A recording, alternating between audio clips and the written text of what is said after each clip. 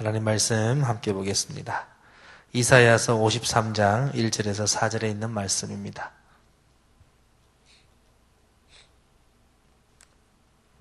이사야서 53장 1절에서 4절에 있는 말씀 같이 합독하겠습니다. 우리가 전하는 것을 누가 믿었느냐? 여호와의 발이 누구에게 나타났느냐? 그는 주 앞에서 자라나기를 연한 순 같고 마른 땅에서 나온 뿌리 같아서 고운 모양도 없고 풍채도 없은즉 우리가 보기에 흠모할 만한 아름다운 것이 없도다. 그런 멸시를 받아 사람들에게 버림받았으며 강고를 많이 겪었으며 질고를 아는 자라. 마치 사람들이 그에게서 얼굴을 가리는 것 같이 멸시를 당하였고 우리도 그를 기히 여기지 아니하였도다. 그는 실로 우리의 질고를 지고 우리의 슬픔을 당하였거늘 징벌을 받아 하나님께 맞으며 고난을 당한다 하였노라. 아멘. 말씀 한 절 한 절 한번 더듬으면서 뜻을 한번 먼저 풀어보겠습니다. 오늘 본문 이사야서 53장은 우리가 명백하고도 너무나도 잘 아는 말씀입니다. 언제나 고난주간이 되면은 빠질 수 없는 본문의 내용인데 예수님에 대한 내용을 직설적으로 표현한 것입니다. 여기 보니까 예수님의 모습이 어땠냐? 2절부터 쭉 나오죠.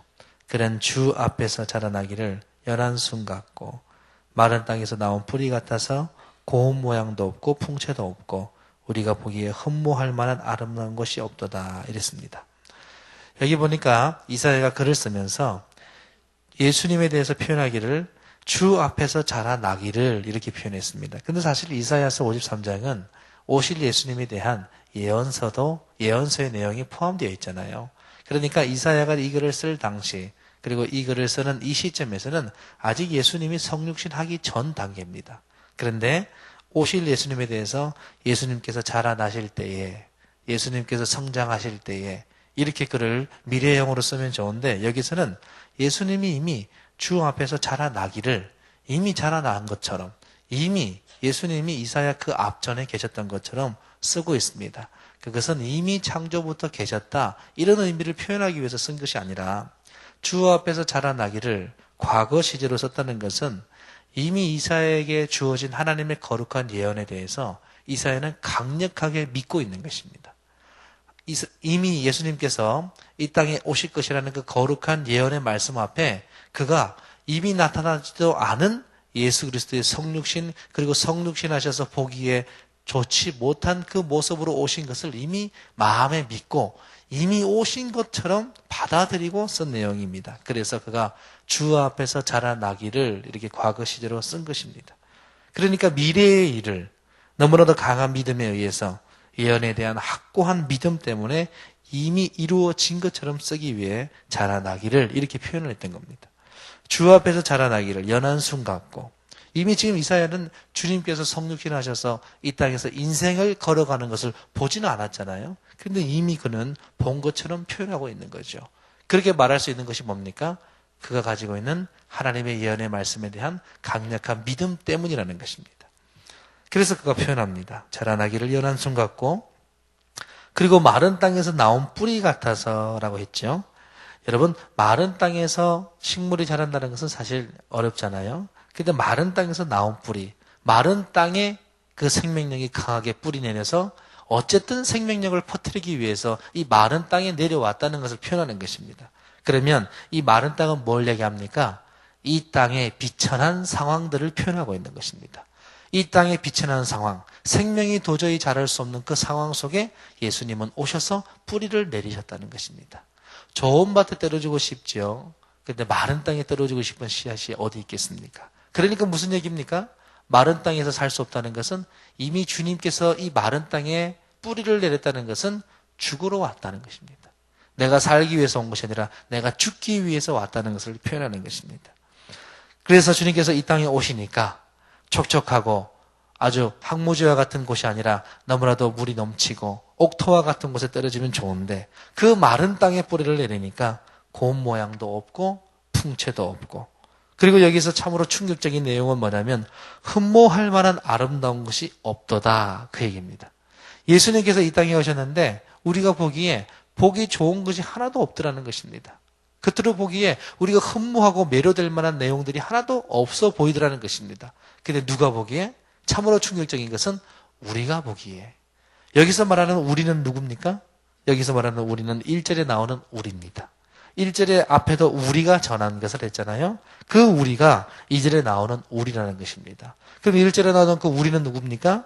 우리가 전한 것을 누가 믿었느냐? 여기서 말하는 우리는 바로 예수 그리스도의 복음을 전한 우리인 것입니다. 그러니까 예수님의 복음, 하나님의 메시지를 전했던 선지자들, 그리고 이스라엘의 경건한 사람들이 이 복음을 전했는데, 하나님의 예언의 말씀을 증거했는데, 이 사람들이 보기로도 흠모할 만한 모양이 없었다는 거예요. 예수를 믿는 사람들이, 소위 경건하다고 하는 사람들이 예수 그리스도를 바라볼 때도 흠모할 모양이 없을 정도로 형편없이 주님은 이 땅에서 인생의 삶을 사셨다는 것입니다. 그러니 예수님의 모습이 얼마나 안타깝습니까? 그리고 그 예수님의 모습이 그러다 보니까 어떻게 돼요? 멸시를 받아 사람들에게 버림받았고 강고를 많이 겪었고, 여기서 멸시는 뭡니까? 거절과 배척을 당하는 거예요. 따당하는 거죠.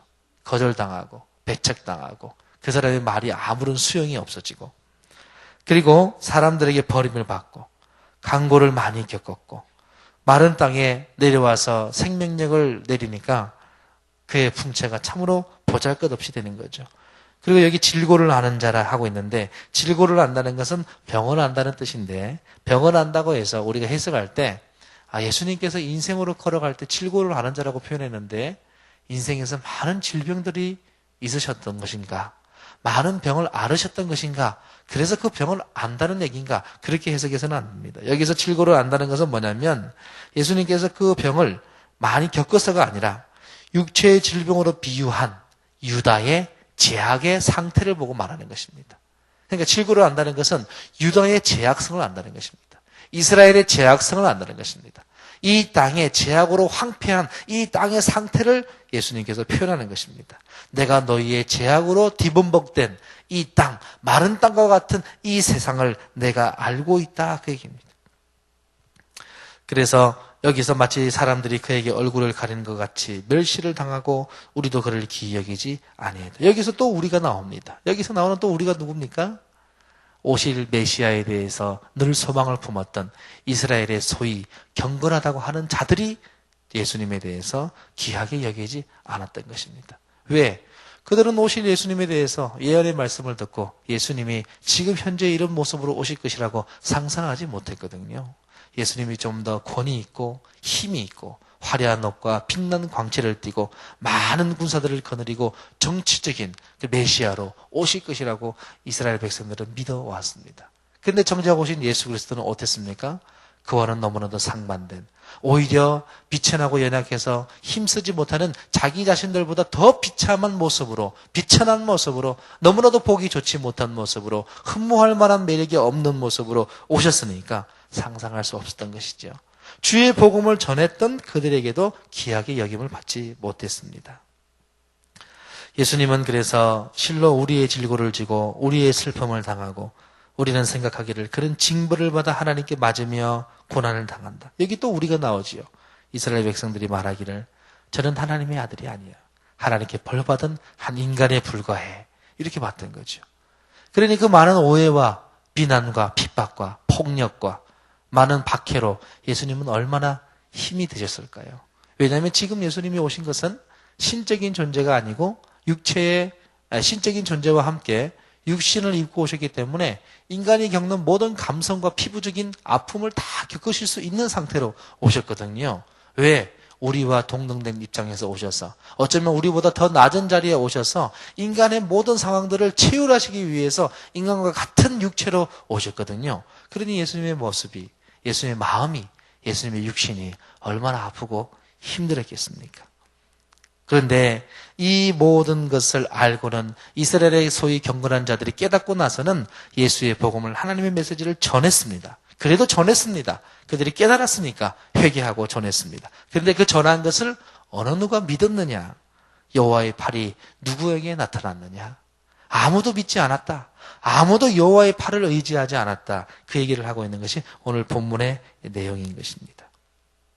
그러면 이 사람들이 왜 선지자들의 얘기를 믿지 못했던 것일까요? 우리의 믿음의 기준은 뭡니까? 우리는 좀 더 때깔이 난다고 그러죠. 좀 더 넥타이도 매고 또 뽀대도 나고 겉보기로 모습도 좋아 보이고 삐까번쩍하면 괜히 모르게 마음에 신뢰를 갖습니다. 오늘날 이미지 코칭이라고 해가지고 복장부터 시작해서 말하는 말투나 헤어스타일이나 그리고 자기에게 풍기는 이미지나 그런 걸 통해서 이미지 전략들을 세웁니다. 많은 기업뿐만 아니라 개인적인 리더십 개발에도 그런 상황들을 많이 공부하고 학습합니다. 예수님에게 그런 모습이 있었을까요? 우리는 그런 모습들을 비롯해서 자신의 성공 전략을 답습니다. 그리고 그런 사람들이 좀 더 얘기하면은 믿음을 갖습니다. 그리고 그 믿음을 무엇으로 받아들입니까? 자신의 삶의 지표까지로 생각합니다. 무엇을 근거로 해서 믿음의 기준을 삼습니까? 그런 모습이 믿음의 기준입니까? 어쩌면 겉보기로 그렇게 보이지 않더라 할지라도 많은 사람의 이목을 주목하고 많은 사람들의 마음을 잘 다독거리고 그래서 마음을 사면 그냥 믿습니다. 좋은 사람이라고 생각하고 믿습니다. 오늘 본문에 나오는 이스라엘 백성들도 그런 사람을 믿고 싶어 했습니다. 그리고 그런 사람을 동경했습니다. 지금 이 시대나 그때 시대나 마찬가지였습니다.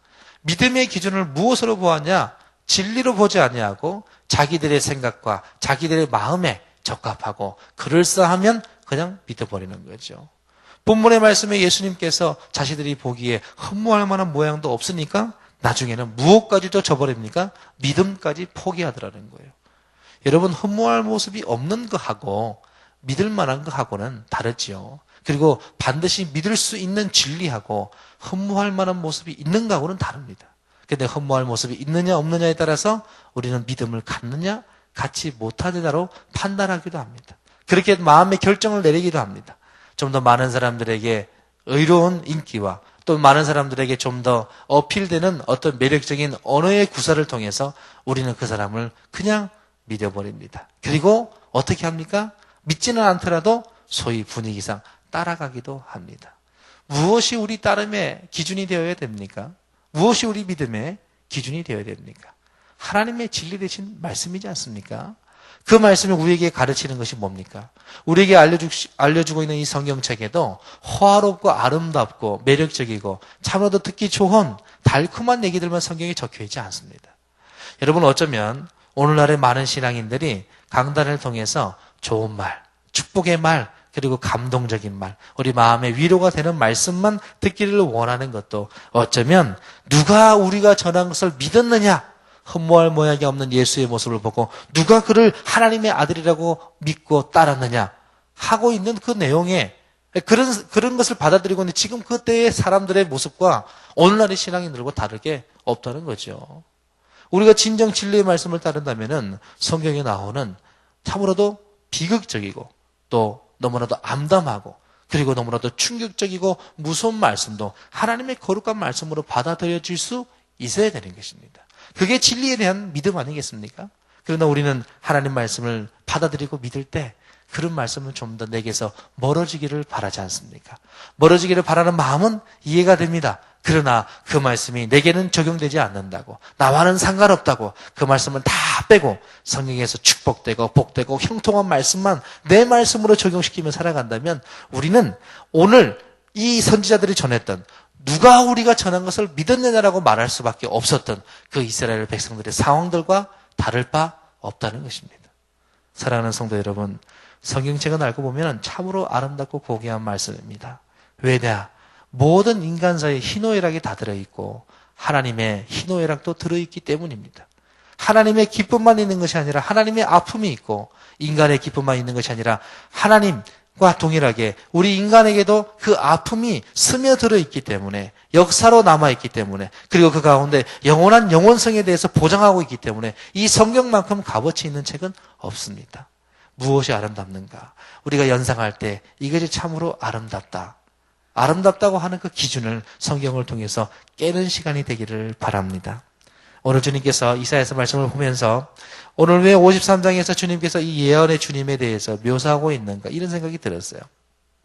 앞에는 이스라엘 백성들이 바벨론에 계속 포로로 있어서 힘들고 어려운 상황들을 쭉 전개하다가 이제 그들에게 전했던 복된 소식에 대해서 전하다가 복된 소식을 전하는 선지자들을 통해서 이제는 예수 그리스도의 고난에 대해서 표현하고 있어요.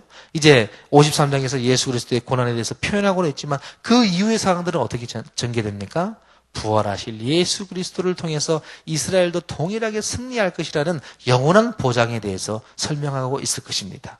그래서 우리는 본문을 통해서 또 무엇을 알 수 있었는가? 이사야서의 한 장 한 장 그 장의 맥락으로 본다면은 지금 예수께서 고난당하고 있는 이 흠모할 만한 모양이 없는 이 어려움이 바로 이스라엘이 바벨론에서 겪는 포로 시기의 어려움과 빗대어서 본다면 이스라엘도 참으로 형편없는 상황 속에 바벨론에게 압제당했다는 것을 느낄 수 있습니다. 그러나 이 이후에 바벨론의 포로로 있는 이스라엘이 지금 예수님의 고난받는 것을 경험하면서 이제 예수님이 회복되고 또 예수님이 부활하실 것을 기억하면서 이제 이스라엘도 부활할 것을 기억합니다. 그러나 예수의 부활은 바로 우리의 죄를 대신 짊어짐으로 인해서 우리 죄를 사해 주기 위해서 그가 죄를 지은 것이 아니라 그러기 위해서 완전한 승리를 보장하기 위해서 그리고 영원한 생명을 우리에게 알려주기 위해서 그가 부활하시는 거지만 지금 이스라엘의 회복은 뭡니까?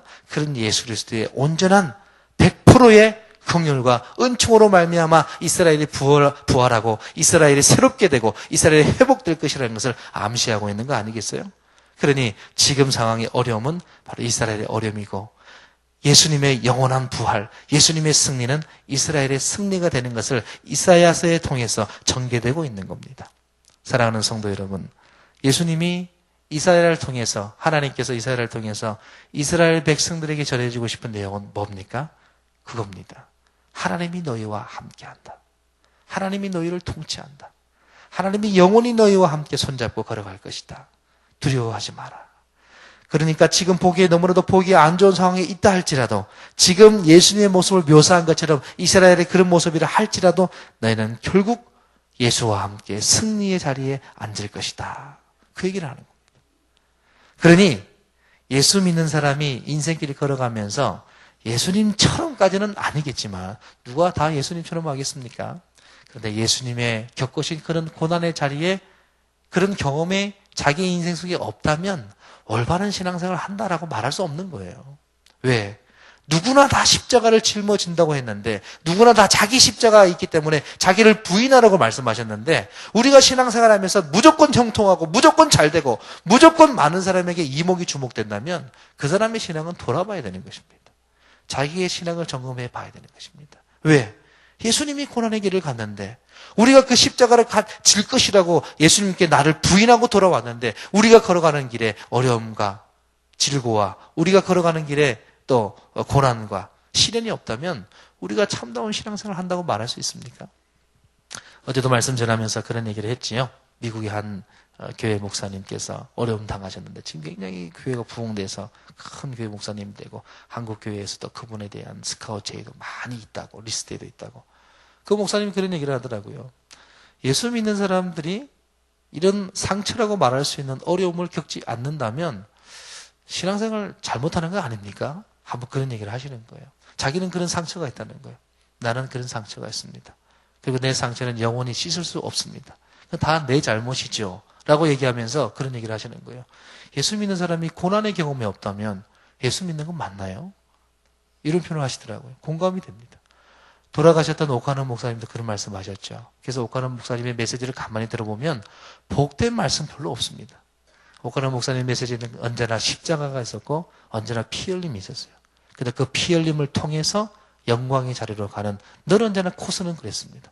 그런데 오늘날 많은 교회에서 많은 강단에서 복된 말씀만 증거할 때가 얼마나 많습니까? 성경은 언제나 주님 오셨던 그때부터 지금까지 회개하라고 외치고 있는데 신앙의 불꽃은 저는 그것이라고 생각합니다. 저도 어려서부터 신앙생활을 아버님이 목회하시니까 쭉 해왔지만 예전에는 그랬지 않습니까? 70년대, 80년대, 90년대 초반에도 교회에서 불꽃은 언제나 자기 회개 기도를 통해서 불꽃이 생기는 것 같더라고요. 온 성도들이 눈물을 흘리면서 하나님 앞에 나와 기도하면서 하나님 내가 말씀대로 못 살아서 이런 죄를 저질렀습니다. 이런 마음을 품었습니다. 하나님 용서해 주세요. 하나님, 내가 말씀을 더 의지 못하고 세상의 물질과 권력과 세상 흐름과 세상 좋아 보이는 것에 내 마음이 뺏겼습니다. 하나님 성결에 나오지 못했습니다. 용서해 주세요. 눈물 콧물 다 빼면서 하나님께 기도하는 성도들의 기도 소리가 모아져서 새벽자들의 불이 일어났던 것입니다. 한국교회 부흥이 일어났습니다. 그랬잖아요. 근데 오늘날 왜 우리는 내 자신에 대해서 처절하게 하나님께 회개하지 못하고 교회의 공적인 사역을 위해서 기도하면서 우리의 기도의 불꽃은 커지지 않는 걸까요? 그것은 우리 모두가 하나님의 공적인 사역에 대해서 기도할 만큼 영성이 그만큼 되지도 않을 뿐더러 사실은 나 개인의 일이 아니라고 생각하기 때문에 교회의 공적인 사역에 대해서 그렇게 치밀하게 기도하지 않는 거예요. 내 자신의 회개 문제, 내 자신의 죄 문제, 내 자신의 문제에 대해서는 하나님께 엎드려서 기도하면서 하나님의 공적인 사역에 대해서는 내일 같지 않으니까 일단은 기도 안 하는 거예요. 그러니 그만큼 신앙도 안 되는 한국 교회에 있는 한국 교회 신앙인들에게 있어서 회개의 기도가 불이 꺼졌으니까 하나님의 공적인 사역에 대한 기도가 불이 붙을까요? 붙을 수가 없는 거예요. 그러니까 나 개인에 대한 처절한 하나님에 대한 무릎 꿇음이 없는 한 하나님의 사역에 대해서 우리는 기도한다는 그 기도는 사실은 하나님께 상달되기는 어려운 기도고 사실은 마음을 담고 진심을 담을 만한 기도로 성장하기는 사실은 어렵습니다. 왜? 나 자신 회개도 못하는데 하나님의 일에 대해서 우리가 기도합니까? 그럴 수는 없는 거예요. 그러니까 나 자신에 대해서 하나님께 엎드리는 엎드림이 확고하면 확고할수록 하나님의 공적인 사역에 대해서 우리는 더 마음을 쓰고 생각을 썼고 또 신경을 쓸 수 있다고 저는 확신합니다. 그러니까 한국 교회의 불꽃은 뭘까요? 말씀을 바라보고 날마다 회개하는 삶이 이루어져야 되는 것입니다.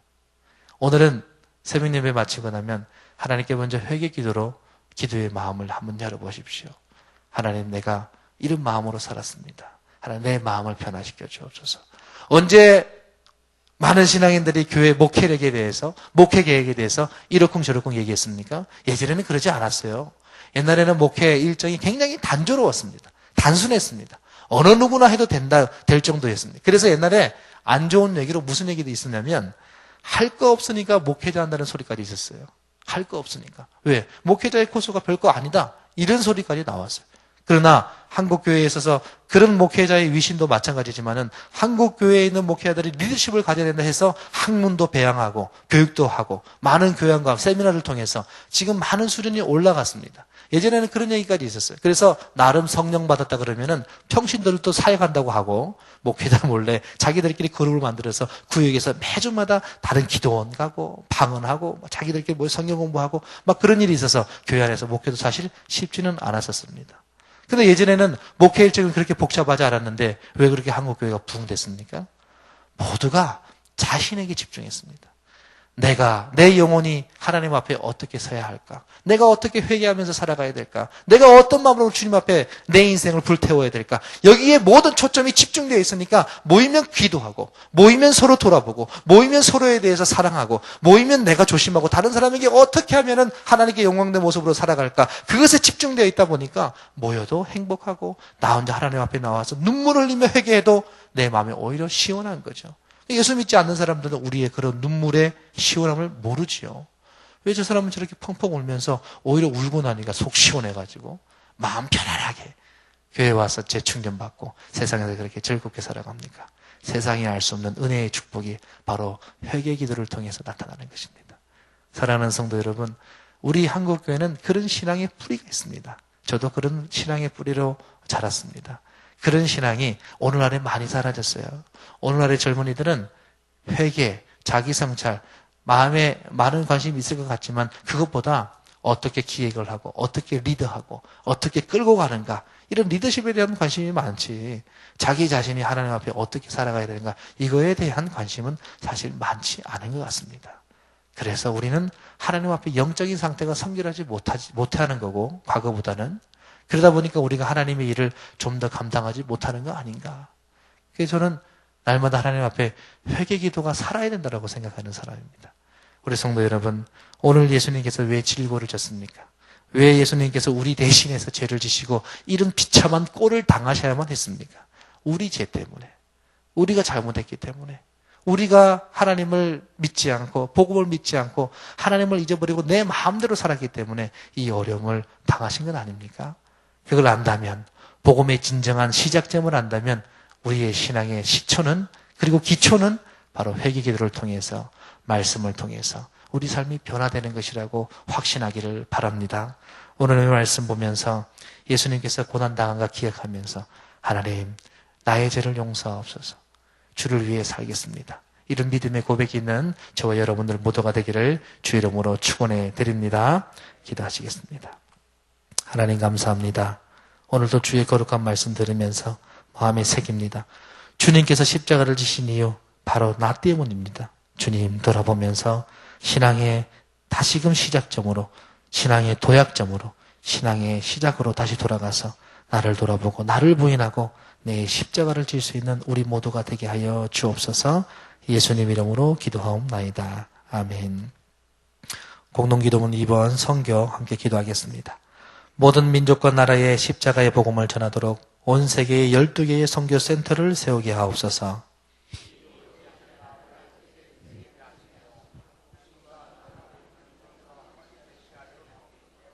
성경에 기록된 약속대로 주님께서 다시 오실 때까지 이 아름다운 발걸음이 강물처럼 들불처럼 이어지게 하시고 주님 뜻이면 어디든 순종하며 나가는 선교 공동체이게 하옵소서. 한 사람을 사랑하고 찾으시는 하늘아버지의 마음이게 하옵소서. 아멘. 주기도문 하시겠습니다. 하늘에 계신 우리 아버지, 아버지의 이름을 거룩하게 하시며 아버지의 나라가 오게 하시며 아버지의 뜻이 하늘에서와 같이 땅에서도 이루어지게 하소서. 오늘 우리에게 일용할 양식을 주시고 우리가 우리에게 잘못한 사람을 용서하여 준 것 같이 우리 죄를 용서하여 주시고 우리를 시험에 빠지지 않게 하시고 악에서 구하소서. 나라와 권능과 영광이 영원히 아버지의 것입니다. 아멘. 지금 들은 말씀이 내 삶으로 이어지게 하옵소서. 주일 예배를 준비하는 성도들과 모임을 붙드셔서 하나님이 받기에 합당한 예배가 준비되게 하소서. 전 세계 이웃들의 영혼과 육체의 굶주림이 복음으로 채워지게 하소서. 다음 학기 사역을 잘 준비하는 8월 한 달 되게 하소서. 준비 중에 있는 말씀섬 성경대학 2학기를 축복하시고 기독교의 순수 진리를 잃어버린 한국교회에 회개와 치유, 회복이 이루어지게 하옵소서. 우리 여기 나온 공동기도문으로 함께 기도하고 자유롭게 기도하는 시간 갖도록 하겠습니다. 기도하시겠습니다. 하나님 아버지 감사합니다. 오늘 말씀을 기억하면서 하나님 우리가 믿음으로 살기를 원합니다. 복음 안에 살기를 원합니다. 예수의 흠모할 만한 모습 모습에 우리가 복음을 믿지 않았고 우리 삶의 기준 앞에 믿음의 기준을 모든 세상적인 관점으로 바라봤습니다. 주의 아버지는 우리에게 믿음을 더하여 주시고 주의 복음 앞에 우리가 순종하며 살아갈 수 있도록 하나님 축복하여 주시옵소서. 하나님 아버지 우리 삶을 새롭게 하여 주시고 우리 죄 때문에 피를 흘리신 예수 그리스도의 고난을 기억하면서 오늘 하루하루를 걸어갈 수 있도록 도와주시옵소서. 아버지 하나님 우리에게 고난이 없어지기를 바라는 것이 아니라 십자가의 아픔이 없어지는 것을 바라는 것이 아니라 온전히 그 길을 잘 지고 갈 수 있도록 하나님 힘과 능력을 허락해 주시고 주님 한 말 안 보고 주님만을 기다리시도록 주님 채워주시기를 간절히 소망합니다. 하나님께서 함께해 주시고 하나님께서 돌보아 주시옵소서. 주님을 바라보기 원합니다. 주의 영원한 은혜 속에 살아가기를 원합니다. 아버지 하나님 내 십자가를 잘 지고 걸어가기를 원합니다. 십자가의 재난에 아버지 십자가의 삶을 잘 살기를 원합니다. 하나님 축복하여 주시옵소서. 아버지 오늘 말씀 기억합니다. 주의 말씀 기억하면서 이스라엘 백성들이 그 바벨론에 의해서 포로 생활할 때 그들이 지금 낭망하고 참으로 아버지는 비참한 상황에 있었지만 부활하신 예수님을 바라보면서 복음 안에서 자유하고 행복하며 미래의 소망을 걸고 현재의 아픔을 잘 이겼던 것처럼 주여 우리도 현재의 아픔과 어려움이 있을 때 미래의 소망, 우리의 영원한 소망이 되시는 예수 그리스도를 바라보고 힘을 내게 도와주시옵소서. 아버지는 오늘 들은 말씀을 기억합니다. 내 삶으로 이어지게 해주시옵소서. 우리 교회가 온전히 변화되고 새로워져서 온 세계 선교를 향한 놀라운 선교의 비전을 잘 감당할 수 있도록 도와주시기를 간절히 소망합니다. 주일 예배를 준비하는 성도들과 모임을 붙들어 주시옵소서. 하나님이 받으시기에 참으로 복된 합당한 예배로 준비되어지기를 원하시옵소서. 하나님 전 세계 이웃들의 영혼과 육체의 굶주림을 주여 우리 말씀선 공동체의 복음으로 채워지게 하여 주시옵소서. 다음 학기 사역을 준비하는 8월 달 되게 하여 주옵소서. 아버지 하나님 온전히 8월 한 달이 후반기를 잘 준비하는 복된 시간 되게 도와주시고 준비 중에 있는 말씀선 성경대학 2학기를 축복하여 주셔서 주님 안에 자유하고 주님께 복된 시간들을 보낼 수 있는 하루하루가 될 수 있도록 주님 인도하여 주시기를 간절히 소망합니다. 아버지 하나님 기독교의 순수한 일념을 한국교회에 회개와 치유가 있게 하여 주시고 회복이 이루어지게 하여 주시옵소서. 온전히 주 앞에 기도하면서 내 자신을 돌아보며 주 앞에 엎드리며 무릎으로 나아가는 한국교회 교회들이 될 수 있도록 도와주시옵소서. 하나님 축복해 주시고 지금의 주 앞에 나와서 기도하는 모든 성도들의 기도 소리를 들어주시고 응답하여 주시고 하나님 이 기도를 통해서 하나님의 영광이 되게 도와주시고 우리 삶의 모든 문제가 해결되는 영적인 문제가 해결되는 복된 시간 되게 하여